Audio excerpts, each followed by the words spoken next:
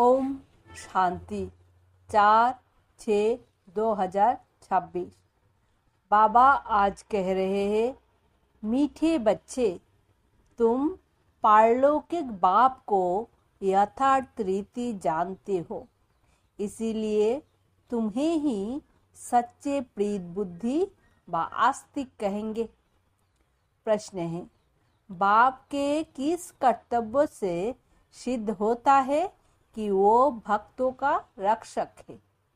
उत्तर है, सब भक्तों को रावण के जेल से छुड़ाना, इंसॉल्वेंट से सॉल्वेंट बनाना, यह एक बाप का ही कर्तव्य है।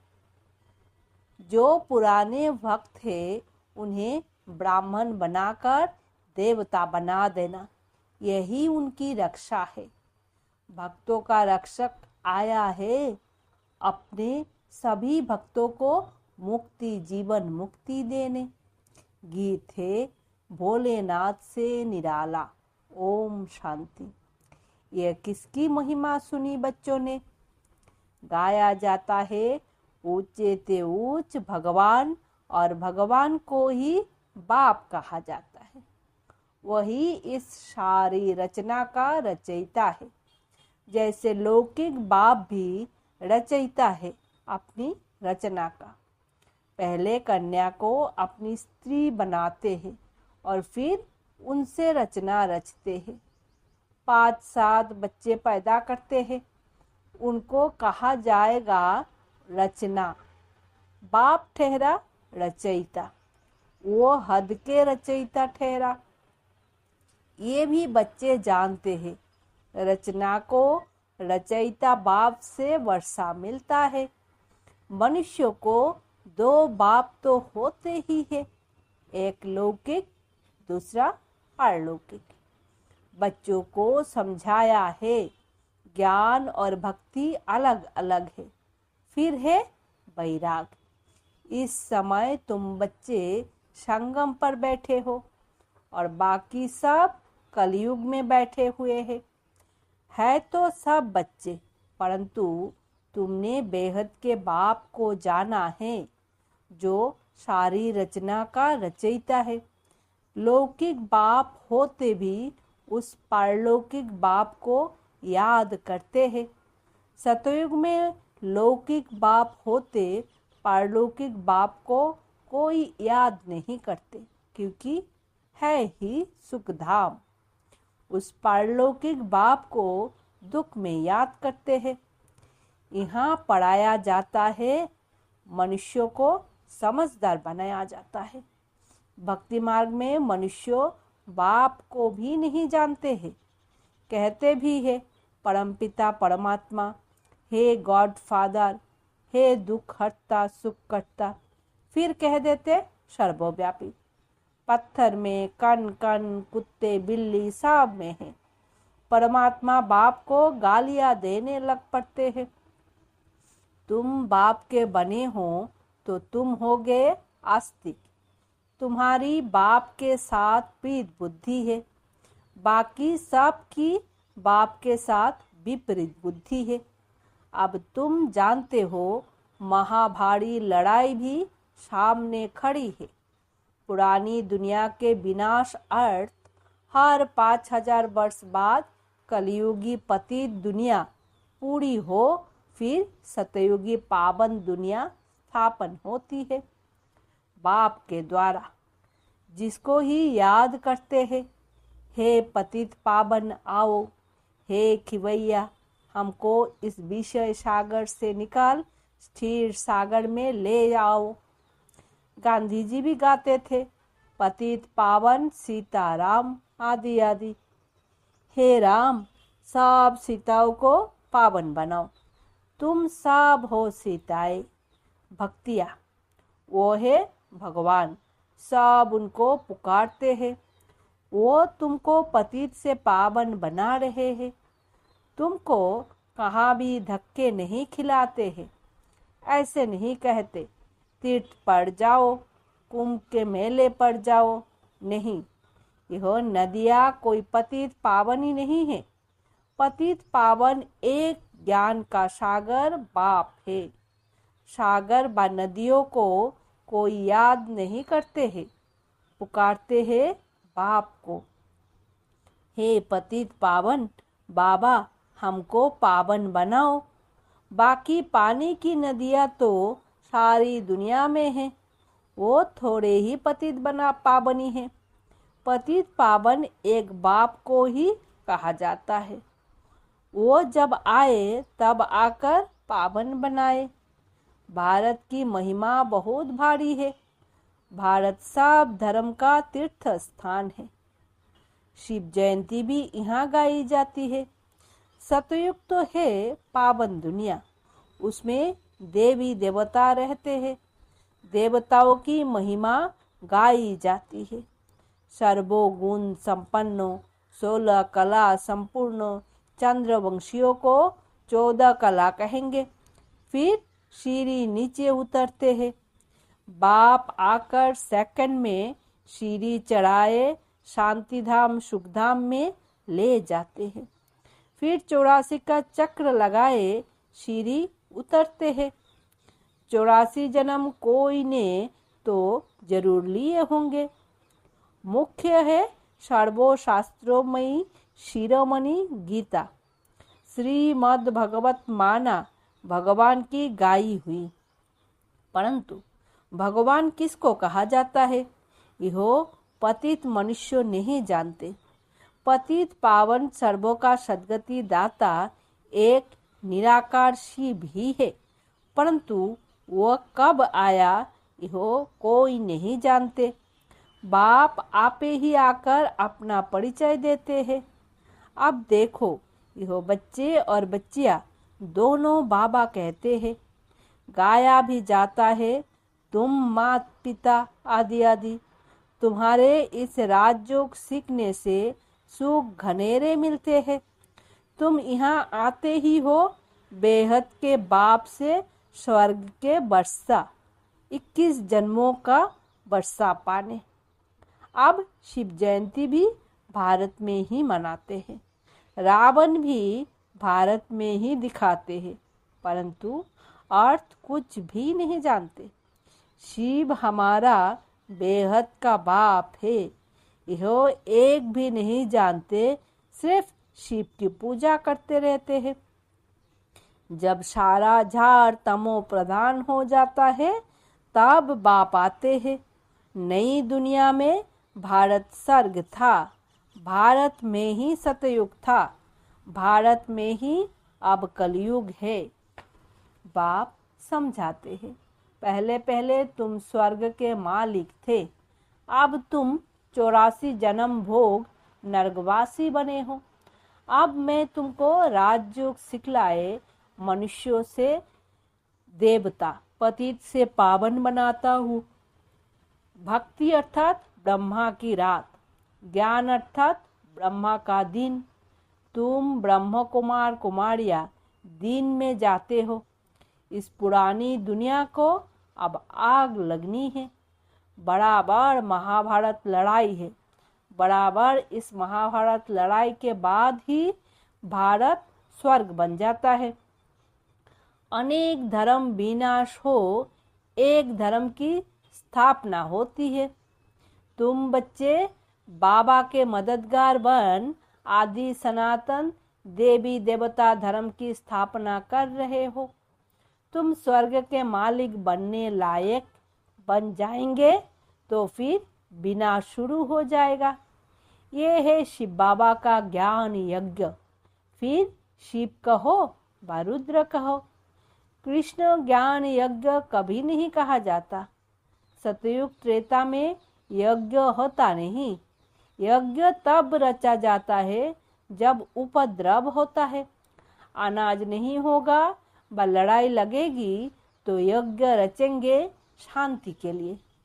तुम बच्चे जानते हो, विनाश होने बिगड़ तो भारत स्वर्ग बन न सके। भारत माता शिव शक्ति सेना गाई हुई है। वंदना पवित्र की ही की जाती है।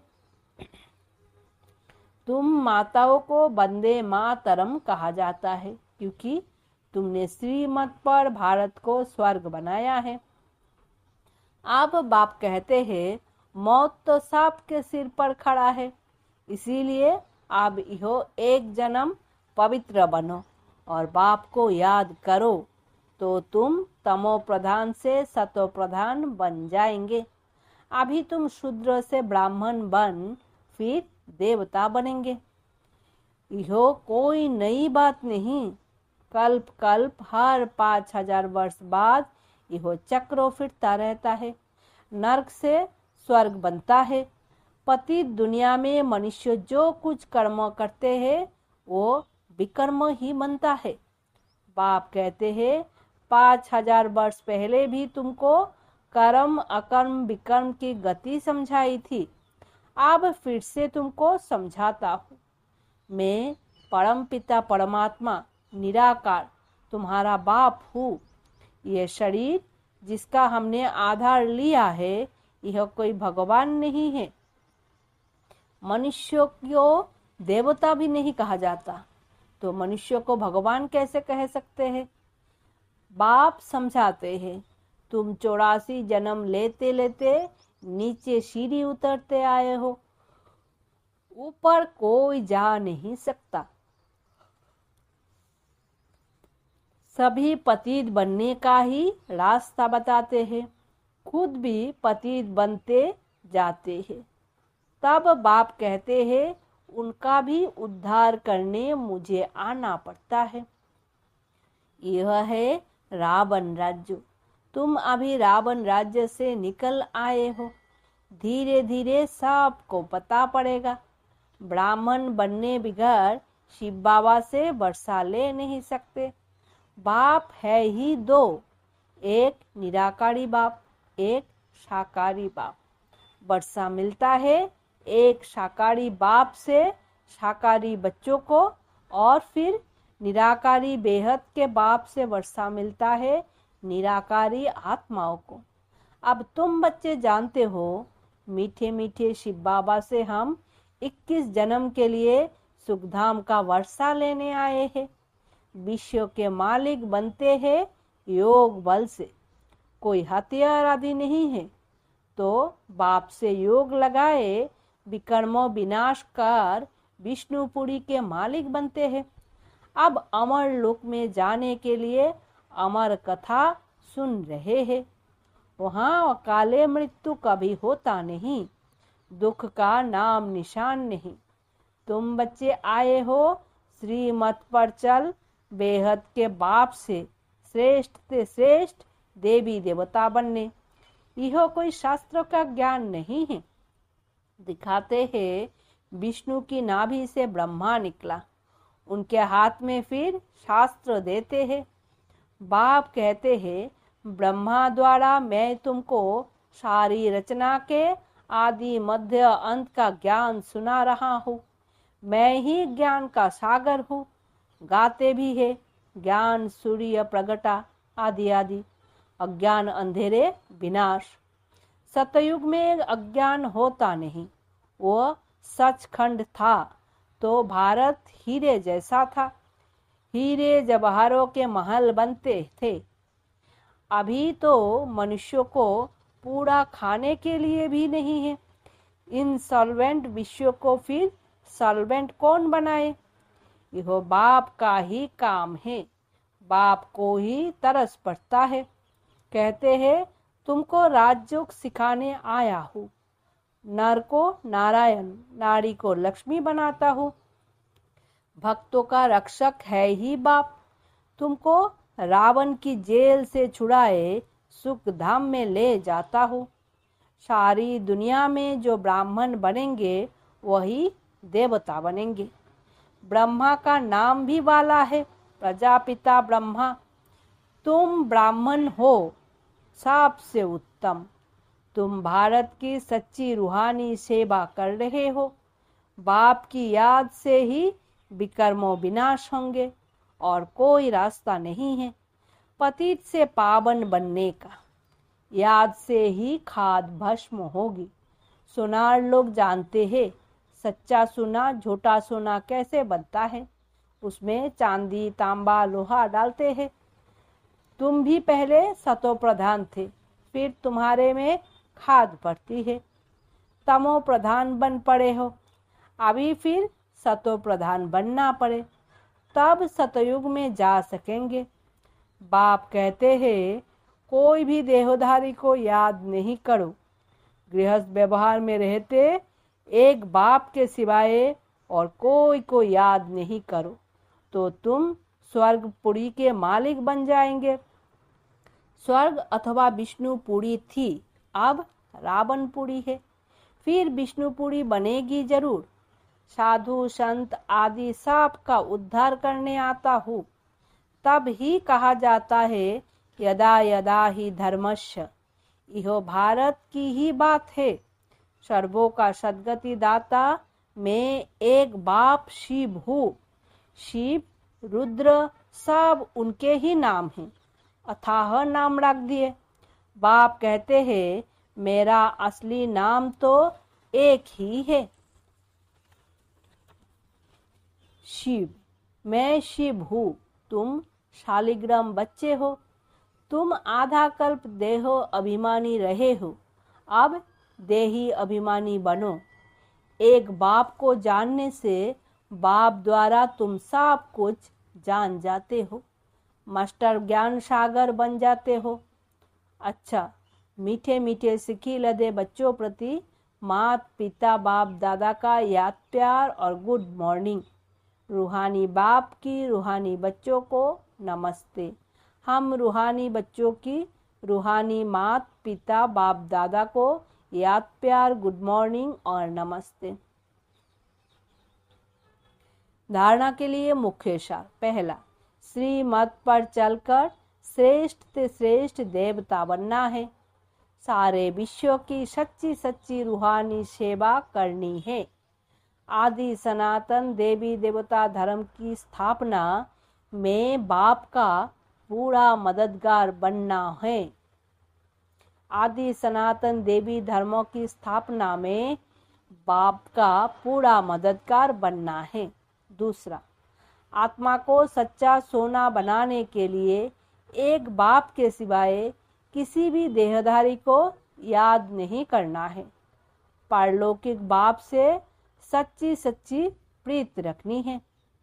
वरदान, आत्मिक उन्नति के साधन द्वारा सर्वो परिस्थितियों पर विजय प्राप्त करने वाले अकाल मूर्त भवो। जैसे शरीर निर्वाह के लिए अनेक साधन अपनाते हो, ऐसे आत्मिक उन्नति की भी साधन अपनाओ। इसके लिए सदा अकाल मूर्त स्थिति में स्थित होने का अभ्यास करो। जो स्वयं को अकाल मूर्त अर्थात आत्मा समझकर चलते हैं, वो अकाले मृत्यु से, अकाल से, सर्वो समस्याओं से बच जाते हैं। मानसिक चिंताएं, मानसिक परिस्थितियों को हटाने के लिए सिर्फ अपने पुराने शरीर के भान को मिटाते जाओ। स्लोगन है, कोई भी बात जो बार बार फील करता है वो फाइनल में फेल हो जाता है। मातेश्वरी जी की अनमोल महावाक्य। मनुष्य साक्षात्कार में कैसे जाते हैं? ये जो साक्षात्कार में जाना होता है तो इसकी फिलोसफी भी बहुत महीन है। यह अंतवाहक शरीर से जाकर घूम आते हैं। जैसे कोई बाहर घूमने जाता है ना, तो ऐसे नहीं घूमने गया तो मरा, वो घूमकर फिर आपस लौट कर आएगा ना। तो यह भी आत्मा इस बॉडी से निकल अंतवाहक शरीर से शेयर करने जाती है। थोड़े समय के लिए इनकी आत्मा उड़ता पंछी है। ये भी परमात्मा का काम है, जो उनकी रस्सी को खींच दिव्य दृष्टि से उनको साक्षात्कार कराते हैं। जैसे रात को हम जब शरीर से न्यारी आत्मा हो सुख पथ अथवा स्वप्न की अवस्था में चले जाते हैं, तो उसी समय शरीर शांत है, तो देहो और देहो के धर्म को भूल जाते। परंतु ऐसे नहीं, कोई शरीर मर गया फिर जब जागृति में आता है तो उस रात के सपने की अवस्था का वर्णन कर सुनाते हैं। वैसे परमात्मा के साथ योग लगाने से परमात्मा भी फिर दिव्य दृष्टि से आत्मा को सैर कराते हैं। फिर जब ध्यान से उठते हैं तब तो वो देखा हुआ साक्षात्कार फिर वर्णन कर सुनाते हैं कि हम ये देख कर आए। तो वो स्वप्न रजोगुण तमोगुण भी होता है। ये ध्यान फिर सतगुण अवस्था है। तो ध्यान में कोई शरीर मरता नहीं है, मगर शरीर की वासना गुम हो जाती है। जैसे क्लोरोफॉर्म देने से शरीर की शुद्ध बुद्ध भूल जाती है। देखो, डॉक्टर्स जब कोई अंग को डेड करते हैं तो इंजेक्शन लगाकर डेड कर देते हैं, परंतु और इंद्रियां तो चलती है। तो ध्यान भी इसी तरह से है कि आत्मा कोई उड़कर सैर कर जाती है, परंतु शरीर मर नहीं जाता। अब यह रस्सी खींचने की स्मृति भी परमात्मा